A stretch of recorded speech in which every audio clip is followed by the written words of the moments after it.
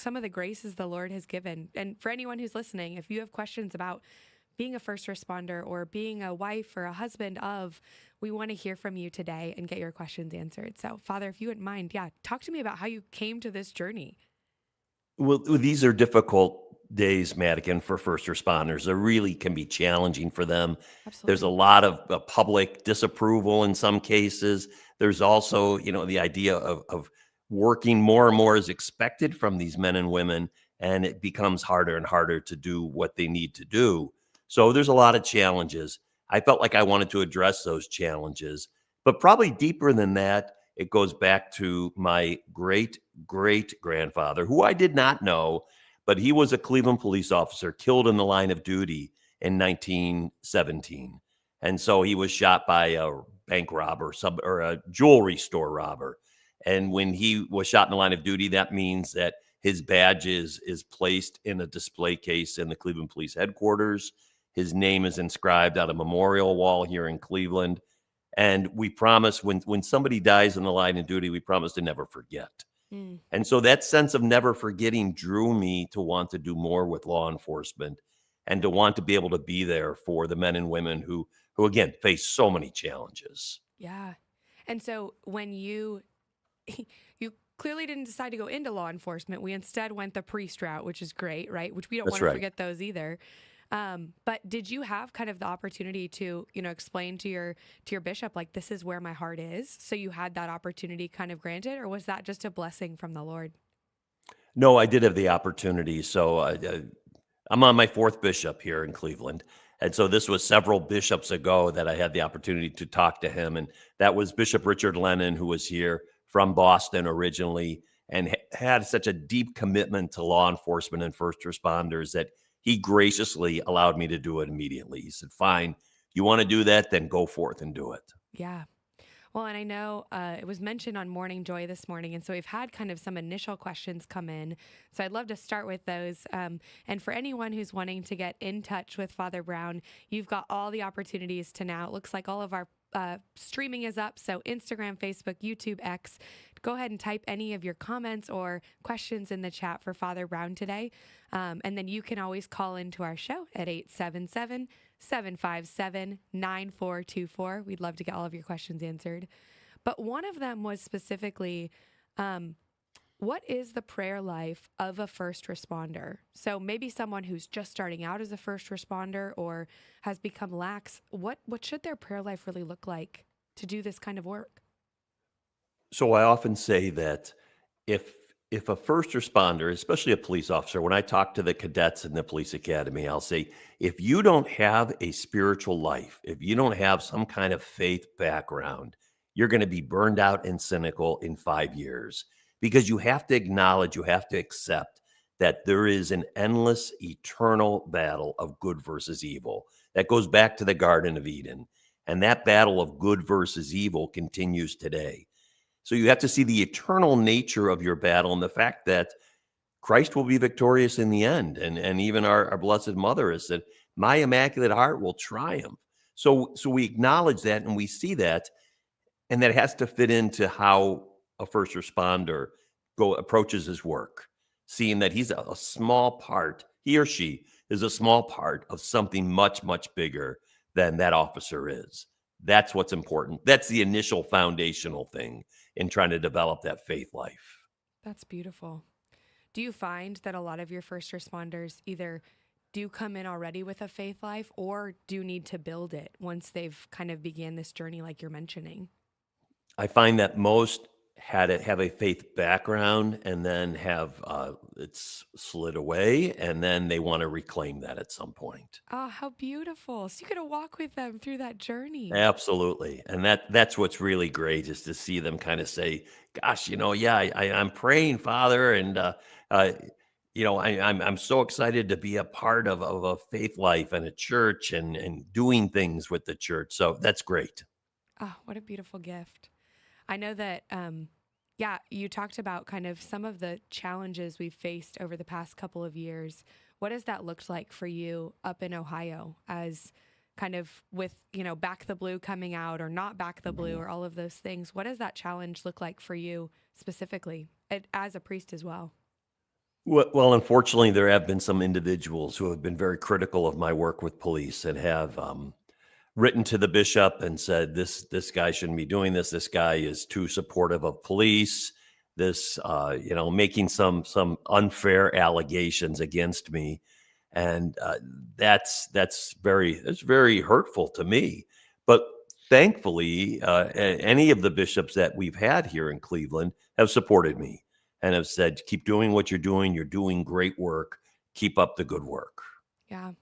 Does it seem like there's a strong appreciation of the first responders and the police up in the Cleveland, Ohio area? It's getting better. It's getting better. I Okay. Yeah, I think there is. I think the people here are very supportive. They're very gracious, and yes, we lost actually we lost two local officers in the line of duty in this past year. One from Wow. a neighboring suburb of Euclid, and the other from the city of Cleveland. And they were both young men, military service backgrounds. Um, one was engaged to be married, the other was dating somebody.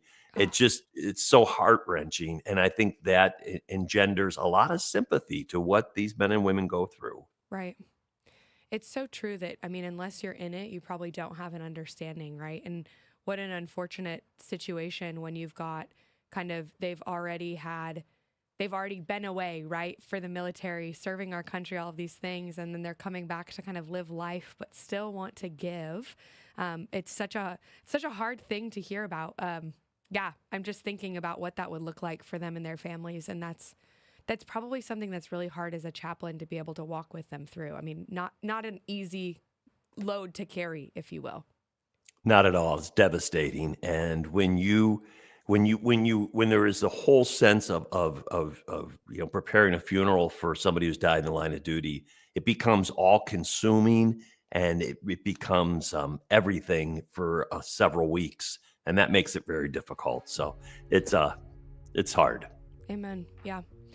Well, if you are any of our first responder friends, if you're a supporter, if you are, a family member of, and just want to get your questions answered by Father Brown out of Cleveland, Ohio, he is here to answer all of your questions today. Feel free to call in 877-757-9424 and wherever we are streaming. So YouTube, Facebook, Instagram, Rumble, and X. All of those, you can put any of your comments in the chat, and we will get those taken care of with our lovely production team. Father, it is such a gift to be here with you today. We will be back in just a second, and we can't wait to get all of your questions answered. Stay tuned.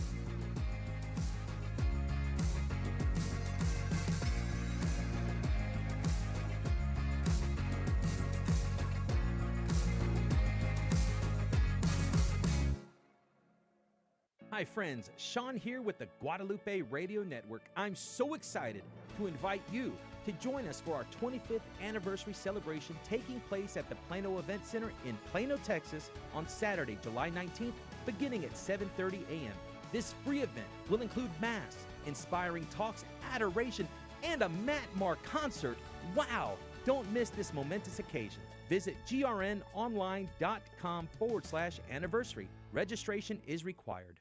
Hi, I'm Debbie Georgiani here with Adam Bly from the Spirit World. Prophecy. It raises so many questions. How can you tell if it's real or false? What role does prophecy have in the modern church? How do angels and demons affect our understanding of prophecy? Is it only about predicting the future, or is there another purpose? On our next episode, Debbie and I will discuss prophecy from the perspective of the spiritual realm. So listen to the Spirit World and call in with your questions this Saturday, 10 a.m. Central, 11 a.m.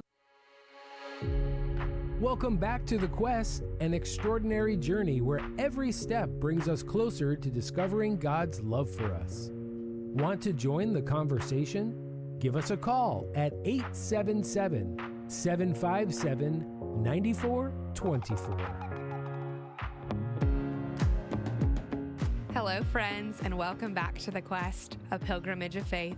Whether you are listening in the office, on your drive home, or if you've already made it to be in your house with your family, we are so excited you're joining us here on the Guadalupe Radio Network. Today, we have a guest priest, Father Brown, who comes from us from this Cleveland, Ohio area, and he actually is a chaplain for first responders, which is such an absolute gift.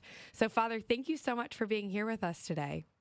It's great to be here, and any opportunity I can have to offer support to some of our first responders, I'm always willing to do that. They know throughout this diocese, if a first responder needs something, I have a hard time saying no to them. Yeah. Well, and you heard it here, right? Father wants to get all of your questions today, to hear your stories, whatever that may look like. Feel free to call in at 877-757-9424. We are taking your calls today, and we are streaming on all platforms: Instagram, YouTube, Facebook, Rumble, and X. And so if you want to get your questions answered, you can drop those in the chat if you prefer that over calling in specifically. But Father Brown wants to hear from you. And Father, we had another question. What are the challenges that some may face at home who are married to a first responder? Well, obviously, it's the work schedule, and that here in Cleveland, our men and women with the Cleveland Division of Police are on 12-hour shifts, which is a long shift. And to work those 12-hour shifts, that means there's not a whole lot of time left in the day for family life, for connecting with your spouse or with a significant other. It's so challenging. And then so you get to, the end of like 4 12-hour days, and you're exhausted on that day that you finally have to say, I just want to rest today. I don't want to do a whole lot. And there's probably lawns that need to be cut and things that need to be fixed and walls that need to be painted. And how difficult that is for some of these men and women to have to deal with this. And it's a challenge. There needs to be that good work-life balance, which unfortunately is not always evident in the life of a first responder. Well, and I think that poses such a good question. I think most of us, right, are working 8 to 5s or what have you.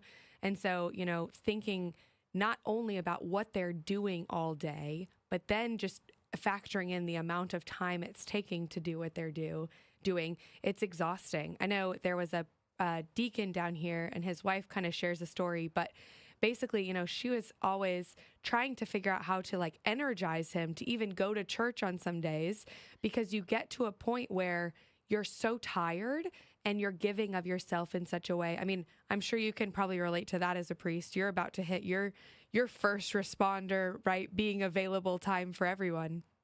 Absolutely. So you said 8 to 5. I said, speak for yourself. Yeah. Because it doesn't happen often for a priest. And, I love it. I love the life of a priest. I'm very happy. It's a great life. I wouldn't trade it for anything in the world. Yeah. But those are the challenges that we have. So on Ash Wednesday this year, at the beginning of Lent, I went out to all the districts. There are 5 districts, police districts in the city of Cleveland. I went out to every firehouse and to the fire academy, to all of those places to give ashes on Ash Wednesday, because many of the men and women that are working those days can't get to Mass. They can't get to a service to get ashes on Ash Wednesday. So important to so many people. They were ecstatic to see me. They were like, we're so happy you're here to get ashes. And it was a lot of fun for me. A busy, busy day. I had a driver who helped me get around to all the different places. But people don't think of those things. Our firefighters are on 24-hour shifts. They work 24 hours at a time.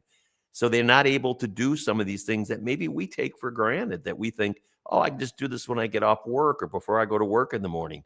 They can't always do that. So there's a lot of assumptions that we make, I think, often about first responders that probably aren't true. And when you say assumptions, meaning we just think that they're too lazy or too busy or that sort of thing? Or what are you referring to specifically in that? I mean, that type of thing, or the sense that, they have all this time, or they're just, they don't do a whole lot, or they can work as hard or as little as they want to. They don't often have that choice. I mean, they have to work hard. They have to work these again, 12-hour shifts or 24-hour shifts. And that's where they're at. And it's pretty grueling. It's pretty fast paced, especially in an area where, I'm in an urban area of Cleveland, and we've got a lot going on, believe me. Yeah. I mean, I think it's so true that sometimes you don't have really an understanding of, yeah, you can think like a 24-hour shift, like that's insane, right? Most people, Hmm. most doctors don't work that, or they do that when they're in residency and they kind of get out of that lifestyle after a certain point. But now they're currently in that lifestyle full time with families at home as well.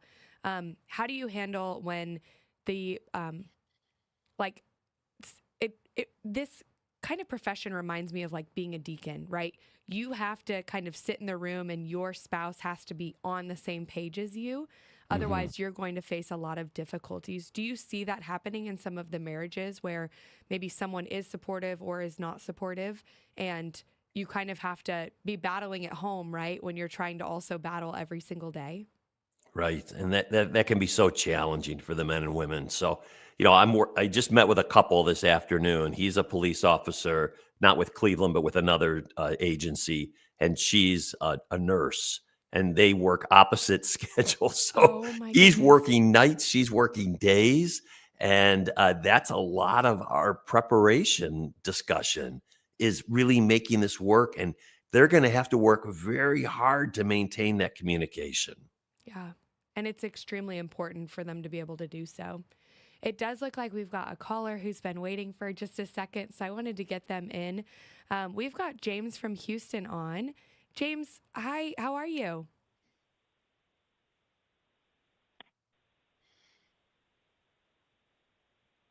James, are you able to hear us? I just wanted to make sure we were able to get your question answered today. What? Hey there, Father.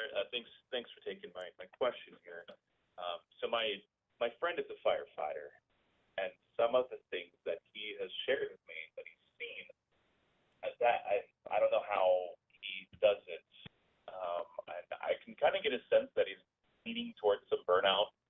So what kind of advice should I give to him? That just burnout, because he's a really good firefighter. Thank you. Well, James, what a good friend you are, to be able to sense that your friend, this firefighter, is approaching burnout, and that's a good friend to recognize that, to see that, and to be able to respond to that. So firefighters see awful things, and they've told me these stories about things that I wouldn't even want to repeat, because they can be gruesome. They can be very disturbing. They can stay with you for months, years, how challenging that is. And the best thing as a friend you can do is to just listen to him, to be there for him, to sometimes help draw him out. There are times where, it's easy to kind of pull back in and to say, I don't want to go do something. I don't want to go to a movie. I just want to stay home. And sometimes that's the worst activity for a first responder to do, because they need to get out and see that there are good things in this world. There are beautiful things in this world. God has graced our world with such beautiful aspects of creation. And to be able to get your friend to recognize some of that helps reaffirm what they're doing and reaffirm their place in this world, that we do have a God who loves us and who wants what's best for us, and that he has not created just, destruction and difficult situations for our first responders to deal with. He has created many things for our comfort, for our enjoyment, and for us to view as beautiful and true and good. So any encouragement you can do as a friend to have your friend be able to experience some of that, that goes a long way. I love that. It looks like James got disconnected, but I'm so glad that he was able to get called in. Same thing to everyone else who is listening. We want to get your questions answered. I know every single person knows a first responder, right? Whether that be someone who's close to you, far away, maybe how you can support them just as a bystander. All of those questions are able to be answered today. 877-757-9424 here with Father Brown. Happy to get your questions answered. And again, if you're streaming on any of our platforms, Instagram, Facebook, YouTube, X, or Rumble, you've got the ability to drop any of your questions into the chat. Our team is standing by to monitor those so that we can get everything answered today.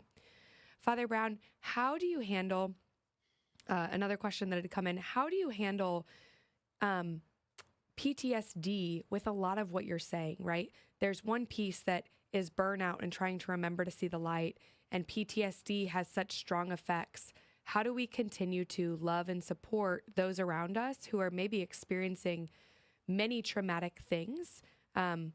Is it just spiritual? Is it how do we make that better for them?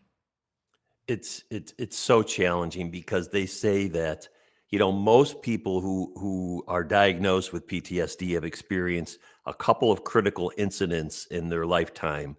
Our police officers, our firefighters, they experience many critical incidents in their lifetime. So it becomes that sense of, again, recognizing the value of the human person, recognizing the value of who they are and how God created them to be. That's what's so important, and that sense of recognizing the value of people. It's in those moments after a critical incident. This is a really kind of an interesting thing. So one of the pieces of advice given to me as a chaplain, if I'm there with somebody who has just experienced a critical incident, this is usually involving a shooting or something along those lines, that you get them away from the situation. And sometimes the best thing that you can do for them is to have them play like a game of Tetris on their phone, because they say that sense of re-engaging the brain in something that's kind of mindless is so helpful in decompressing a little bit from what has just happened. Interesting. So there's something to be said about really, getting back to almost, I refer to it as grounding, but maybe it's even more mindless than grounding. It's just getting out of what you just experienced. Exactly right. And that sense of just trying to get away from that. The other interesting thing is that, and again, I don't know all the psychology behind this. They also say that after a critical incident, if you are consuming liquids, you should, it's going to sound crazy, you should do so through a straw. They say that activity of whatever, bringing up a liquid through a straw is beneficial. How? Why? I have no idea. Sounds silly. Father, I have never heard of this in my life. And this feels, to someone who's new or someone who is just getting into the first responder world, right? Knowing these things, these little things can make such an impact. Okay, so if you're listening, if you're a first responder, I don't know if you learned what I just learned, but straws are helpful. Tetris is solitaire okay? Is it truly just any mindless activity? Yes, I should say? absolutely. Okay. Absolutely, Madigan. Wow. Yeah.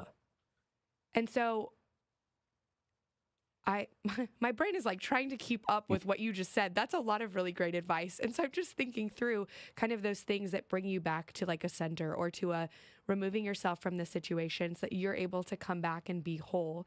At that point, we're going to get to this after the break because it's coming up very shortly. But I'm curious about, for anyone who's listening, if you've experienced this or experienced what works for you, right? If you're trying to get out of those situations, maybe it is calling someone, or maybe it's, just thinking about anything mindless.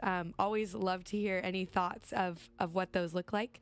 But if you're just joining us, we have Father Brown today out of the Cleveland Diocese, and he actually works as a chaplain for our first responders.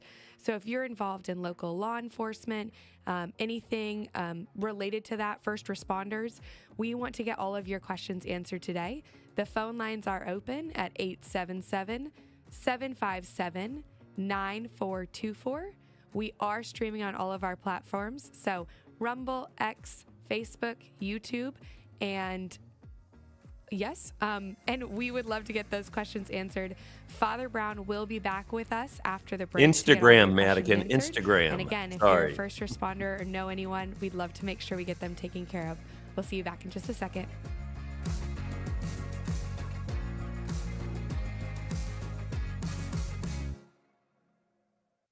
This is Life News Radio. I'm Jim Anderson. Arkansas legislators are making clear that its abortion ban does not block emergent life-saving care for women. While legislation clarifies that physicians are to use reasonable medical judgment, it also makes clear that psychological or emotional conditions do not justify abortion. The bill awaits Governor Sanders' signature. Local 40 Days for Life prayer vigils at abortion businesses during inclement weather are reporting a common theme. Poor weather and prayer seem to work together to decrease abortion business.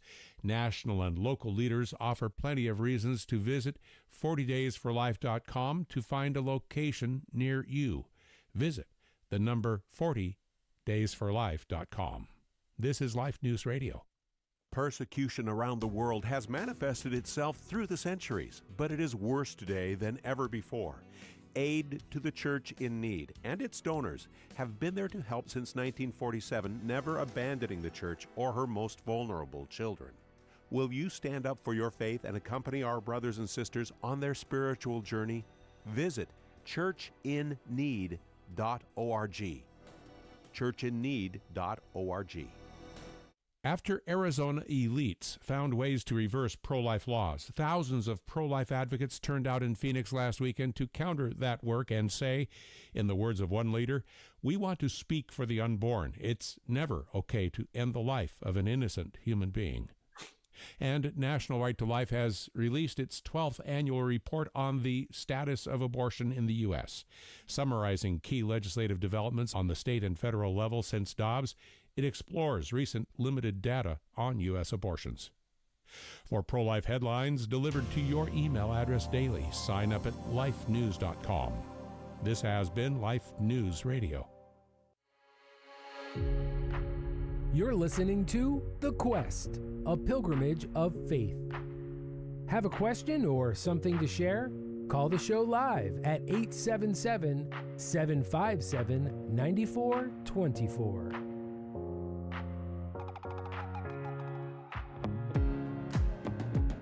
Hello, friends, and welcome back to The Quest, a pilgrimage of faith. We are so excited for you to be here on this journey with us. I know we've been talking about having the best Lent ever, and this is our Thursday show, which means we have incredible guest priests on who are here and available to answer all of your questions today. Our special one today is Father Douglas Brown, who comes out of the Cleveland, Ohio area, and he actually is a chaplain for first responders and local law enforcement. Father, talk to me a little bit about any glory stories that have just come out of being able to walk alongside so many of these families. And real quick, if you want to call in and get your questions answered, 877-757-9424. But question to you, any glory stories getting to walk alongside a lot of these first responders? Absolutely. I mean, so those moments of the sacraments, we talk about the sacraments of being points of contact with the faithful and the chance for a priest to really enter into the lives of the faithful at a specific moment. So yes, baptisms, weddings. I mean, those are the two that really are so pivotal, and that you can have a really good impact with a first responder and talking to them about the importance of the faith and their role in it, and they're modeling the faith to others. And so that sense of contact through the sacraments, absolutely. Those are glory stories. Every single one is. And I love that you were able to distribute the ashes on Ash Wednesday. I mean, What a gift. Do you guys have specific, as a chaplain, do you have specific masses that are just for first responders in your area? We don't, because again, the schedules are so different. I'm also the chaplain. We have a Holy Name Society for public safety personnel or first responders. And so I'm a chaplain for that Holy Name Society. One mass together in May, I think we'll do at the end of Police Week here. Well, like a corporate communion, they call it, and the Holy Name people will come, and it's good. And you talk about, so which is the week of police appreciation? Is it, you said May, April? No, it's mid-May. So around May 15th is National Police Week or Police Support Day, or what, I don't remember the exact name, but Police Memorial Day maybe. And they do a big thing in Washington, D.C. There's a National Police Memorial. Thousands of people go there. The families who lost their loved one in line of duty here in Cleveland will go to Washington, D.C. to see their loved ones' names inscribed on the wall. So very powerful. And then we do one here in Cleveland that follows it up with a couple of days. And we have our own police memorial. And it's a fun week. It's a very moving week, as we always say, we promise never to forget those who have fallen. And so that's that sense of memory continues, no matter how long they've been gone. It matters. It absolutely matters. I love seeing when people go pour out a beer or leave it for kind of the first response. I mean, let me be very clear. I don't love to see it, but I love that we continue to honor the memory of someone who did continue to protect us. For something like Police Week, what is a way that we can support our first responders, either directly or indirectly, as people who maybe don't have too many people who are close to them that are first responders? What can we do? Pray for them. Absolutely pray for them. And then let them know that you've prayed for them. I'd said, in the opening, Madigan, you had talked about my personal devotions, the Rosary and the St. Michael Chaplet. I pray the St. Michael Chaplet on almost a daily basis. It's a beautiful chaplet. If you've never prayed it, I really strongly encourage you to do it, calling upon the 9 choirs of angels. But pray that, or pray your Holy Rosary for somebody you know or somebody even you don't know. And then sometimes the hidden things.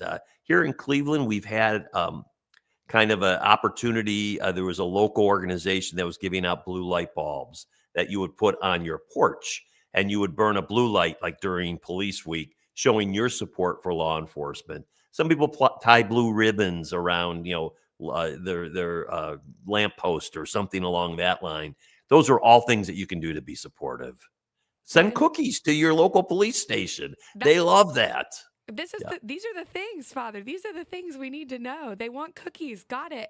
I'm gonna go make cookies. Or sometimes bagged snacks, like things they can just pick up and go and take in their own car and go. So yeah, bagged snacks, things like that they love it. Absolutely love it. How do you handle? I know that I've heard it before, where sometimes because there are multiple sides to this, right? The first responder discussion. I know my dad being former military, sometimes people say like, oh, they're working the system, or, oh, they're, taking advantage of freebies just for the sake of that. How do you answer that question? I mean, I think that we have to recognize the commitment it takes to be somebody who does this type of job. And I talked about, the length of hours they work, the toll it takes on family life, all of the things. We have to recognize what they're giving. Okay. Now, what they get is immense, but what they're giving is something that is beyond what many of us can even imagine on a daily basis. So I think the sense of offering a token of gratitude is appropriate. I don't think any of our officers or firefighters go out there looking for, let me see all the free stuff I can get. And, I'm going to hit 6 places to get 6 cups of coffee or whatever they get. They're not looking for that. Yeah. If it happens, it's nice. If it doesn't happen, that's okay too. Yeah.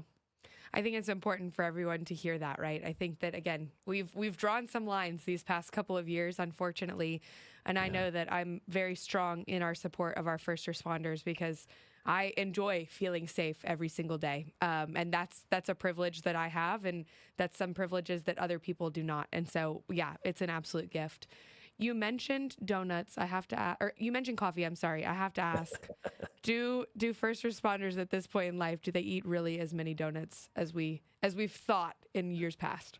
No, they really don't. I think that's a stereotype. And as with most stereotypes, it's rooted in some fact, right? In some kind of reality. But no, they're just as happy with pizza than anything else. Okay.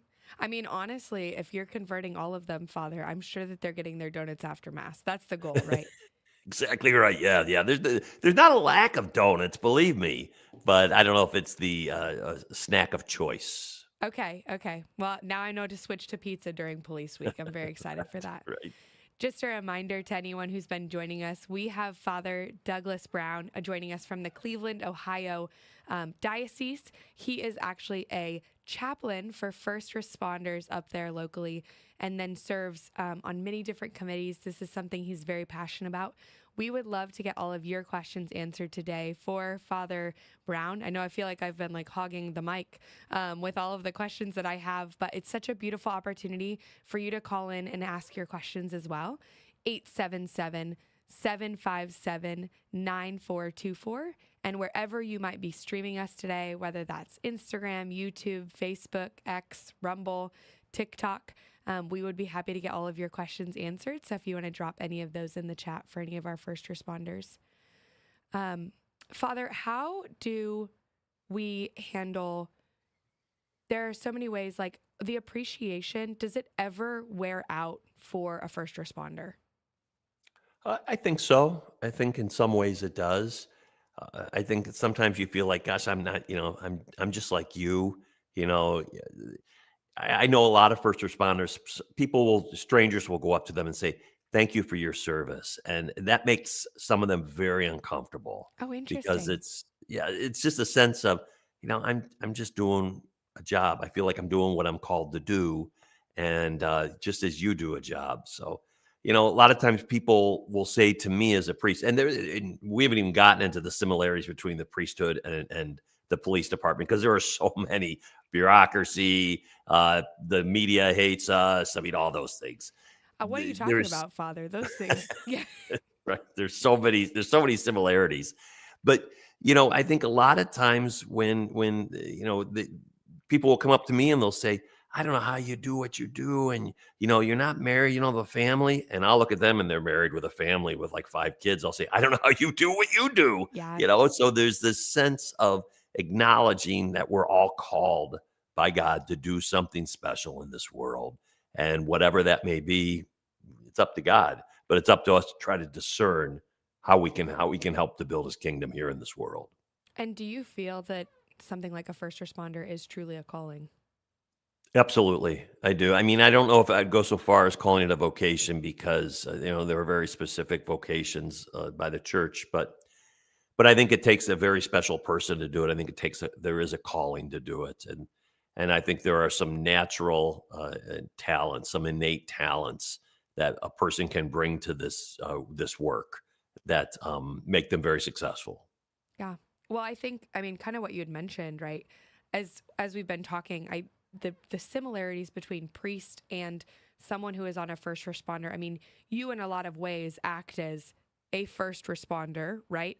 To anyone who's coming back to the church or wanting to get kind of clarity on what the church is doing, right? There are pieces of you that are first responder like, and Jesus calls us to be that, calls you guys, he does not call me, to like be the physician to the sick, to serve those who need you.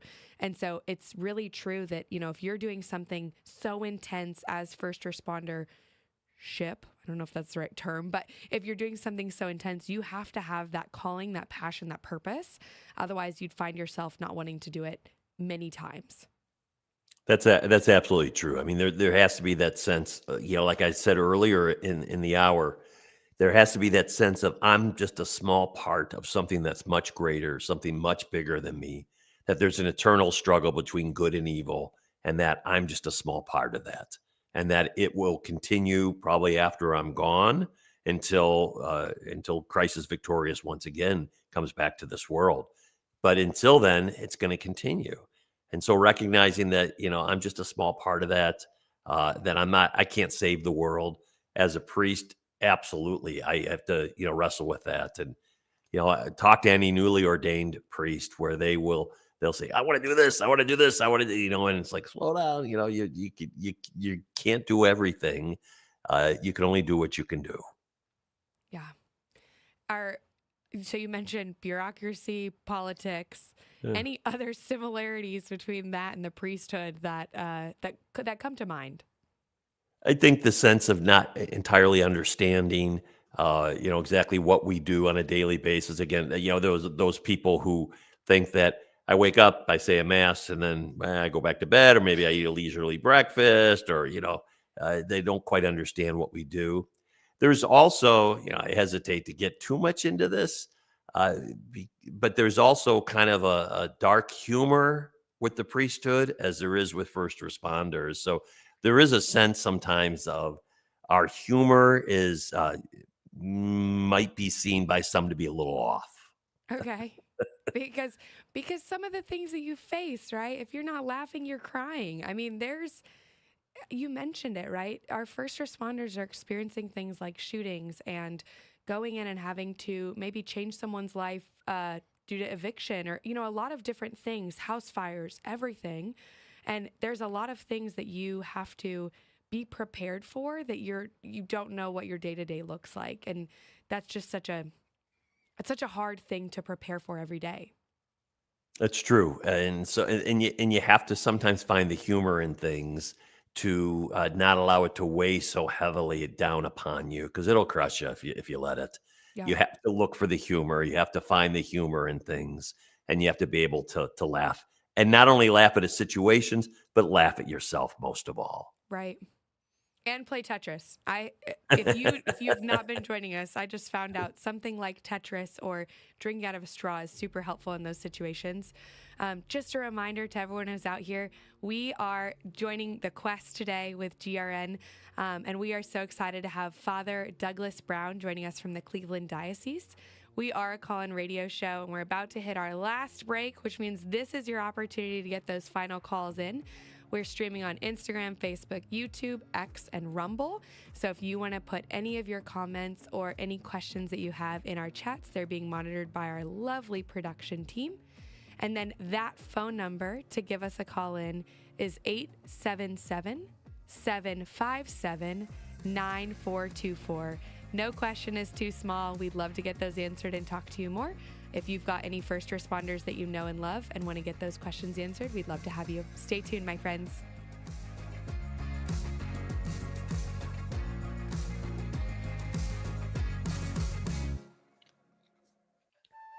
This is Franciscan Media's Saint of the Day for March 20th. Today we celebrate Saint Salvator of Orta. Born in Spain in 1520, Salvator entered the Franciscans as a brother at 21. He intended a life of quiet service to his religious community as cook, porter, and beggar. During his regular begging rounds, he began healing the sick he encountered, blessing them with the sign of the cross. News spread, and sick people began flocking to the friary to see Salvator. He was transferred to a more remote friary near the town of Orta, but news of the Holy Friar's arrival soon spread. Up to 2,000 people a week came, wishing to be in his presence. Salvator counseled them to examine their consciences, go to confession and receive the sacraments. He then blessed them. Many reported that they were healed. A reputation for holiness can have its drawbacks. Though well-meaning, the public attention to Salvator was relentless. Crowds would sometimes tear off pieces of his habit as relics. This recognition proved a nuisance to his fellow Franciscans, but Salvator remained calm and humble, seeing himself as God's unworthy servant. He died in 1567 and was canonized in 1938. There's more about the saints along with inspiration and Catholic resources at our website, saintoftheday.org.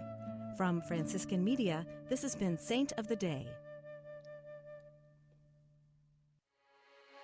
This is The Quest from the studios of the Guadalupe Radio Network. Share the show with a friend. You can find us on social media. Want to listen again? We're on Apple Podcasts, Spotify, YouTube, the free Guadalupe Radio app, or wherever you enjoy listening to podcasts.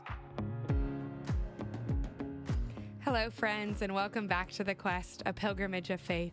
We are so excited to have you here on this journey with us as we are entering into or continuing on our best Lent ever.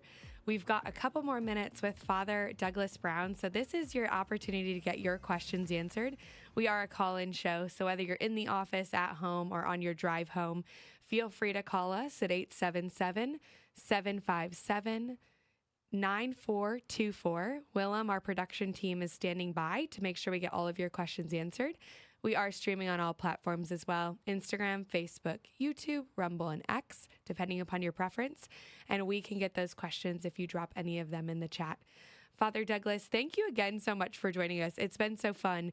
And you also do radio as well, correct? Well, I help out at AM 1260 The Rock. So I'm on the air for their pledge drives, which I'll be on next week with Debbie. 4 days we go. So we have a lot of fun. Debbie and I have worked together for several years now. And I think we know each other pretty well on the air. It's a lot of fun. Good. Yeah, I love hearing that. I mean, it's been fun learning how diverse our priests are, right? I think so many people think, like you said, you just wake up, say a mass, and that's pretty much the end of your day. But I mean, getting the opportunity to serve in such unique capacities. I know we have chaplains for young Catholic professionals. We've got chaplains for, all of these different fields.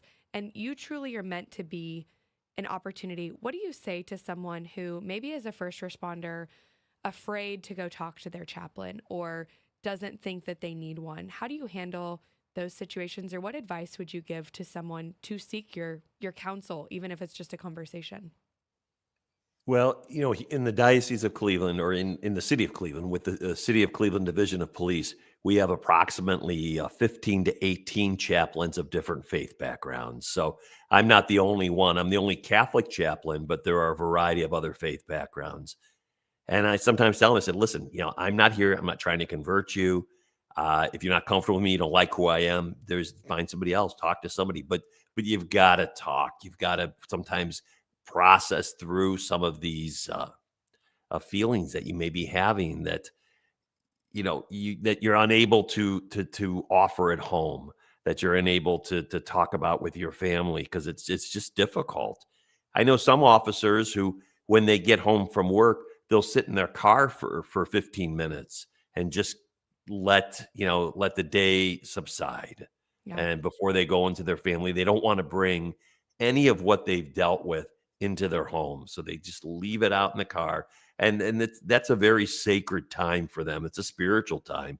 Yeah. So I say, if that's all you're doing, that's fine too. That's a good thing to be doing. But you still got to talk to people. And Yeah. so talk to me. I'm not a bad guy.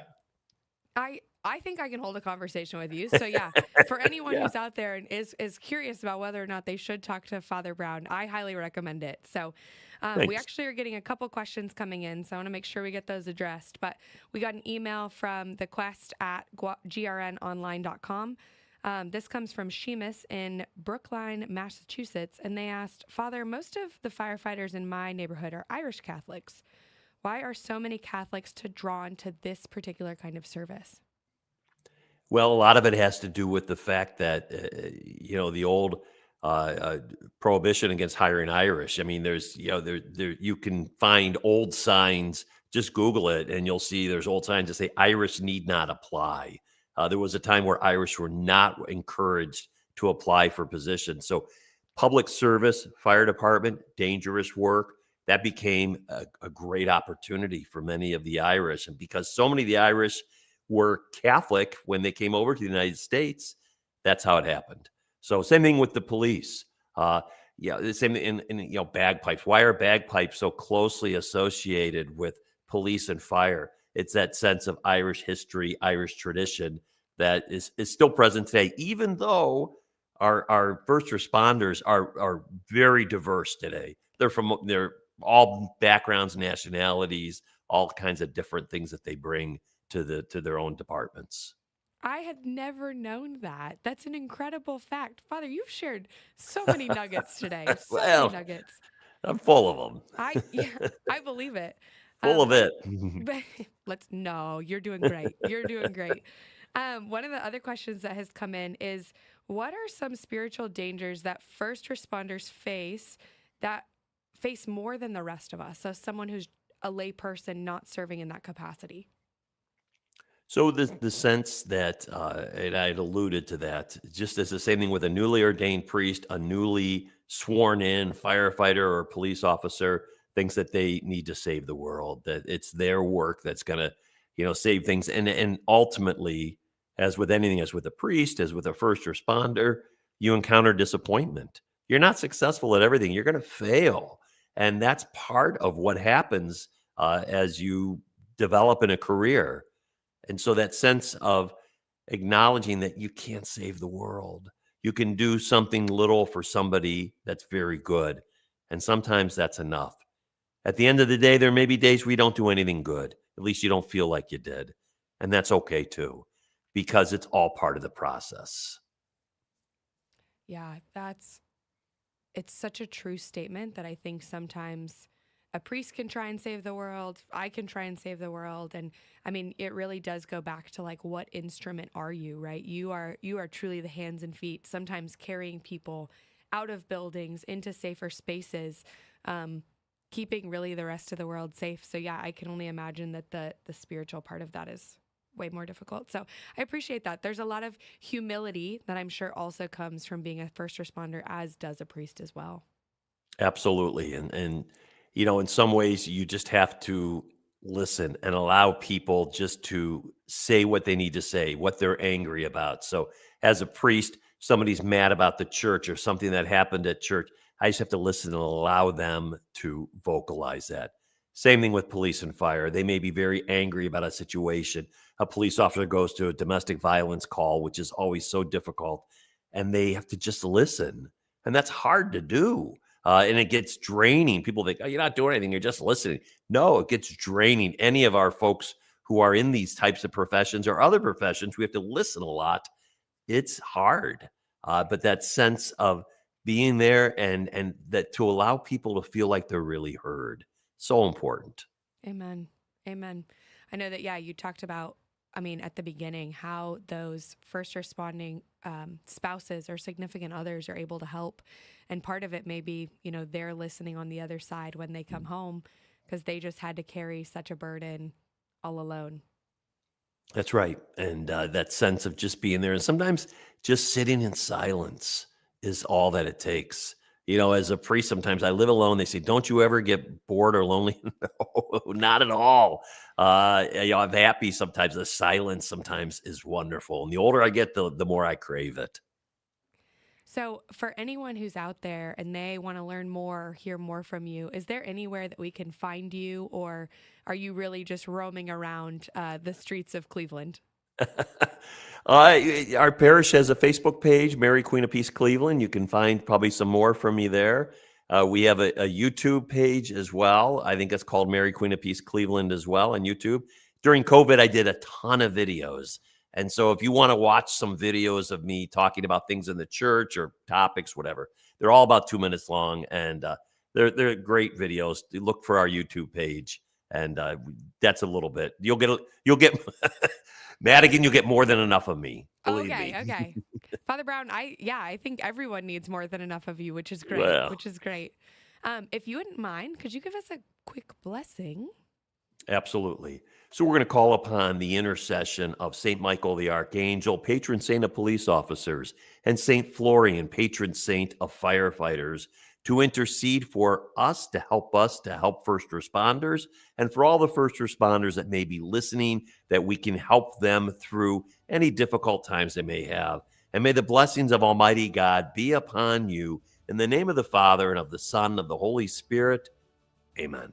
Amen. Thank you so much for joining us, Father Brown. It was absolutely a pleasure. If you want to hear more of us, we have the Share-a-thon next week, but tomorrow we do have Monsignor Charles Pope talking about sooner or later the judgment must come and different headlines affecting the church, as well as doing our upcoming Sunday readings. So we will not be here next week I will not be here next week because we are doing Share-a-thon, but that doesn't mean we still, you can still join us. So we will see you back in a couple of weeks. Father Douglas Brown out of Cleveland, thank you so much again. My name is Madigan Mayer. It's been a pleasure, and we will see you so very soon. Bye, my friends.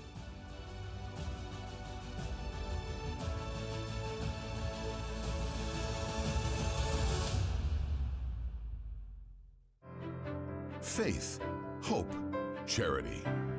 This is the Guadalupe Radio Network, radio for your soul.